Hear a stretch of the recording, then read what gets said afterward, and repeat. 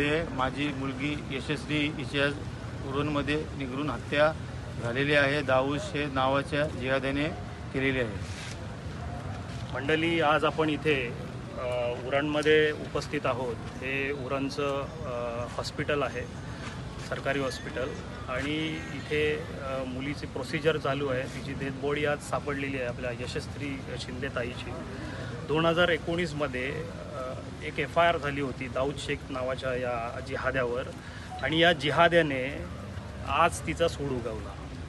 त्याने तिला किडनॅप केलं, फसवलं, षडयंत्र केलं, काय केलं ते पोलीस इन्व्हेस्टिगेशनमधून शोधतीलच। पण ह्या जिहाद्याने त्याचा बदला असा घेतला की ताईचे तुकडे केले, ताईची केस कापली किंवा अन्य गुप्त अंगांवर तिने प्रहार केलेला आहे। इतकी राक्षसी वृत्ती, म्हणजे राक्षसही असे नव्हते, राक्षस हे बलात्कारीही नव्हते।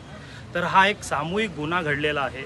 आणि दाऊद शेख नावाचा हा जिहादी इतके दिवस गायब होता, नंतर तो इकडे पुन्हा आला, त्यांनी षडयंत्र केलं आणि ताईला ट्रॅपमध्ये फसवलं, आणि आज तिची निर्गुण क्रूरतेने हत्या केलेली आहे।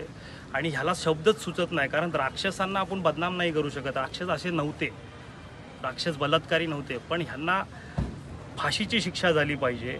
ह्याला फाशीची शिक्षा झाल्यानंतर पण याच्यावर लोकांनी येऊन चपलांनी मारलं पाहिजे। ह्याला आज आमच्या ताब्यात दिलं, त्याला आज पण आम्ही झोडायला तयार आहोत।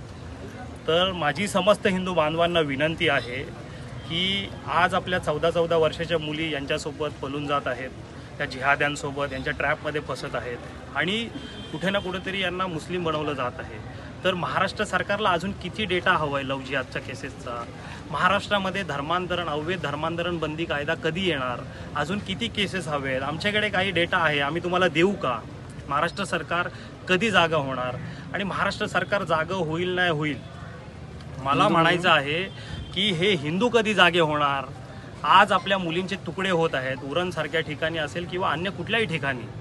तर हे तुकडे होत असताना आपल्या मुली आपण तुकडे होण्यासाठी वाढवलेले आहेत का? जन्माला घातलेले आहेत का? आपल्या मुलींवर आपलं लक्ष आहे का? ह्या सर्व प्रश्नांची उत्तरं शोधण्यासाठी आपण कुठे ना कुठेतरी प्रबोधन करूच। पण मला म्हणायचं आहे की ह्या वडिलांचा चेहरा पहा तुम्ही, या ताईवर अन्याय झालेला आहे। या ताईला न्याय देण्यासाठी आणि दाऊद शेख नावाच्या या जिहाद्याला फाशी होण्यासाठी आपण सर्व उरणकर रस्त्यावर उतरले पाहिजे।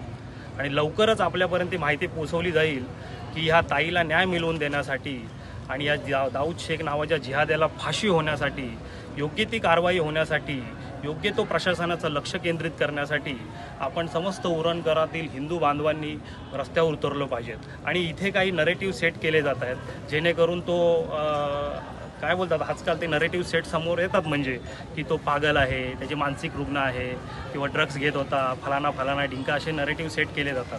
तर हे असले नरेटिव्ह आम्ही चालवून घेणार नाही। ही शुद्ध लव्ह जिहादची घटना आहे।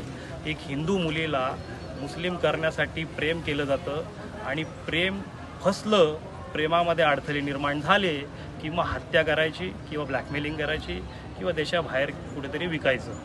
सो कुठे ना कुठेतरी ह्या घटना लवकरात लवकर थांबल्या पाहिजेत। यासाठी महाराष्ट्रामध्ये अवैध धर्मांतरण बंदी, जे उत्तर प्रदेशच्या धर्तीवर कायदा आलेला आहे, तो देखील आला पाहिजे। पण माझी उरणकरांना आणि आसपास राहणाऱ्या रायगडमधील आणि नवी मुंबईमधील हिंदू बांधवांना विनंती आहे की आपण एक जागृती करण्यासाठी आणि ह्या दाऊद शेख नावाच्या जिहाद्याला फाशी होण्यासाठी एक व्यापक आंदोलन उभं करणार आहोत। आपल्यापर्यंत लवकरच माहिती येईल, तुम्ही सर्वांनी सहकार्य करावे। धन्यवाद।